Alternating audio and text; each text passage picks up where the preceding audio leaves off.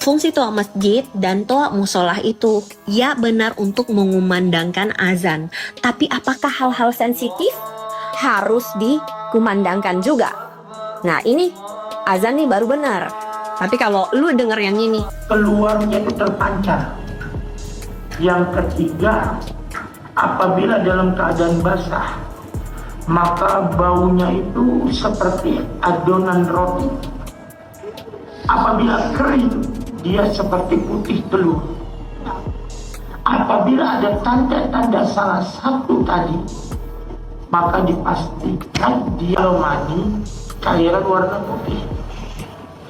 Kemudian kental, keluarnya terdapat syahwat yang kuat dan ada kenikmatan ketika keluar. gue mau menegaskan ini bukan soal agama, tapi soal etika dan ruang publik di mana banyak anak-anak dan demi kenyamanan bersama. Kenapa hal-hal sensitif seperti itu gak dibahas di speaker dalam aja? Kan banyak yang gak harus didengar. Pembahasan orang dewasa. Kebayang gak sih anak-anak yang tanggung dengerin itu? Yang seharusnya belum mendengarkan itu dan menjadi pertanyaan mereka. Bu, dipikir tempat dan medianya yang nggak tepat loh. Jangan kayak gitu. Gimana di lingkungan kalian masih mengalami hal yang sama nggak? Kadang juga ada ibu-ibu yang pengajian dengan toa speaker yang keras banget sampai mengganggu. Kenapa nggak pakai speaker di dalam aja sih? Kadang gue di situ sih yang nggak habis pikir.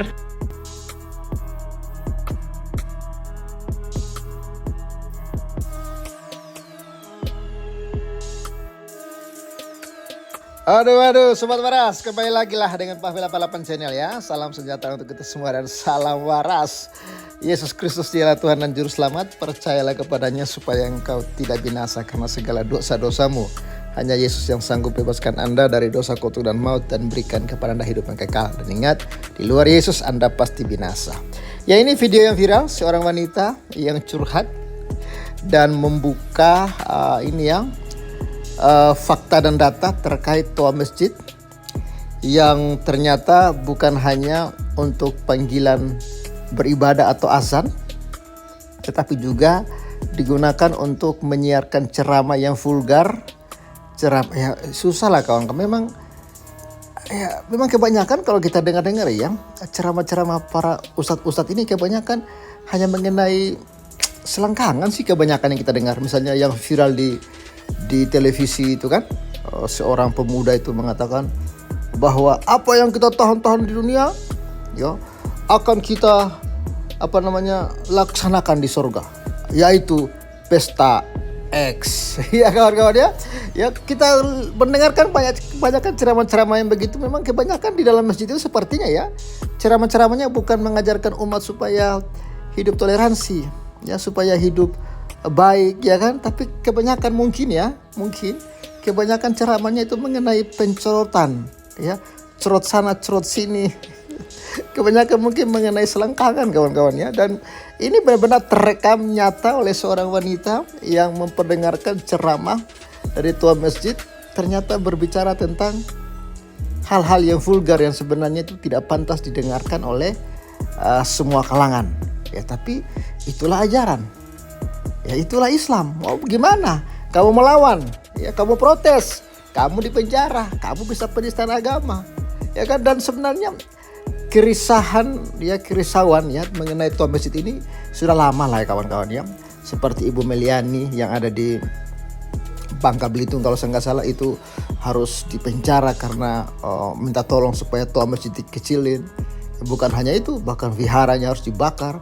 Namun orang-orang yang melakukan itu ya malah hukumannya sangat ringan, bahkan tak dihukum separuhnya gitu ya. Bahkan ada di sebuah daerah di Bekasi itu warga-warganya pada pindah rumah karena kebisingan toa masjidnya ya, karena mereka resah dengan toa masjid, akhirnya mereka meninggalkan rumah mereka, pindah rumah. Gimana informasinya? Langsung saja kita simak. Tuhan memberkati.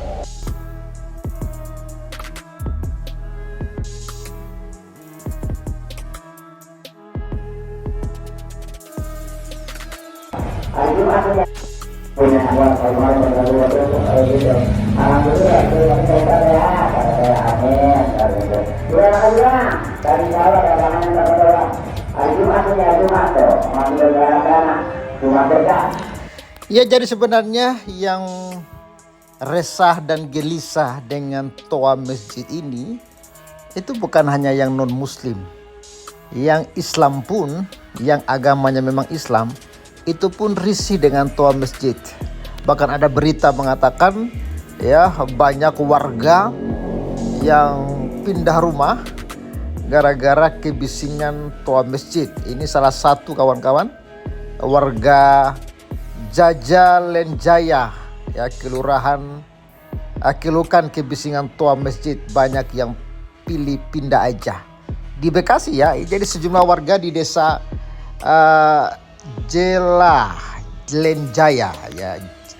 Jajalenjaya, Kabupaten Bekasi itu mengeluhkan suara toa masjid yang digunakan untuk meminta sumbangan sejak pukul 5 pagi hingga sore setiap hari.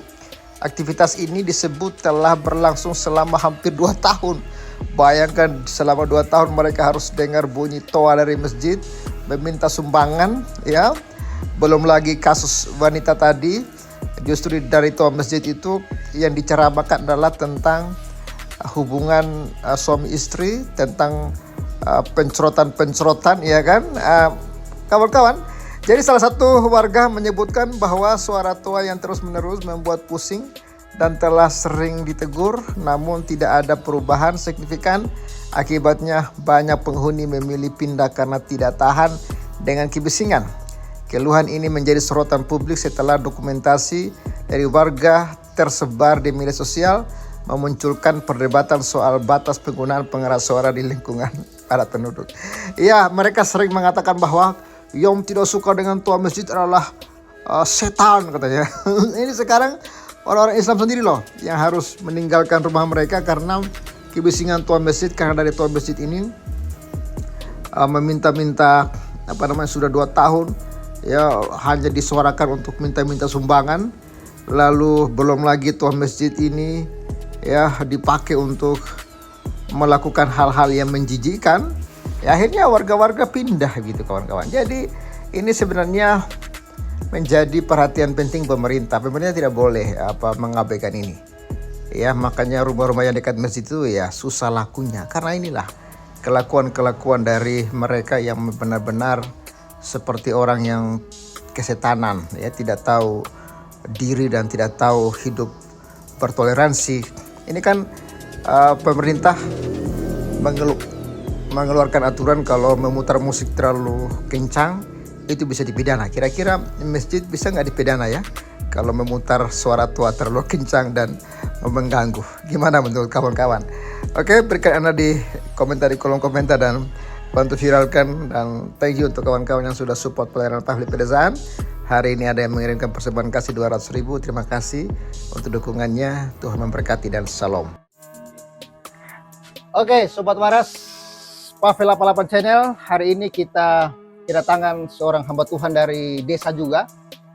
Dan kita akan menyerahkan seperangkat alat ini ya, toa, ampli, sama mic untuk hambanya pakai dalam pelayanan di pedesaan. Iya, terima kasih. Ya.